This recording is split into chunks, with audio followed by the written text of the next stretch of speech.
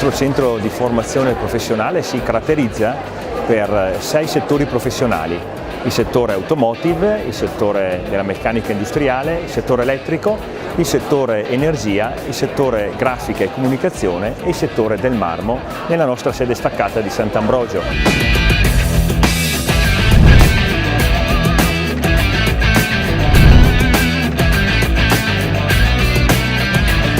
Il percorso formativo prevede 3 anni con l'ottenimento di una qualifica professionale triennale, con l'opportunità poi di passare all'istituto tecnico per completare la preparazione tecnica.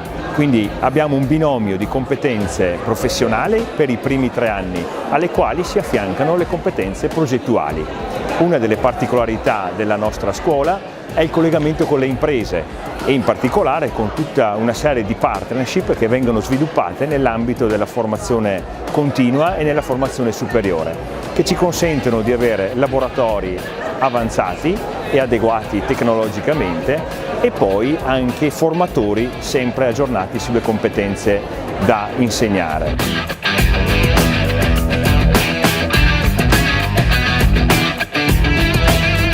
L'ultima caratteristica è legata alla didattica. Da qualche anno a questa parte abbiamo intrapreso il progetto della didattica digitale, dove i ragazzi sostituiscono il libro di testo con l'iPad, che diventa uno strumento per lavorare insieme nell'ambito del cooperative learning e nell'opportunità di approfondire contenuti innovativi dal punto di vista della comunicazione.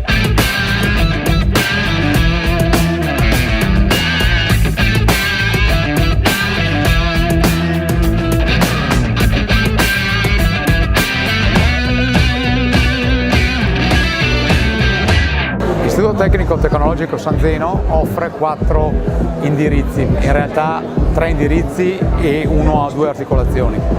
Dopo un biennio comune i nostri ragazzi possono decidere di frequentare l'orario di grafica e comunicazione, di elettrotecnica ed elettronica e di meccanica, meccatronica ed energia con articolazione meccanica e meccatronica o energia. Il nostro orario gioca su 32 ore. Iniziamo alle 8 del mattino e terminiamo alle 13:05 tutti i giorni. Abbiamo un rientro pomeridiano, i ragazzi si fermano fino alle ore 16 e il sabato mattina facciamo un'ora in meno, terminiamo alle ore 12:10.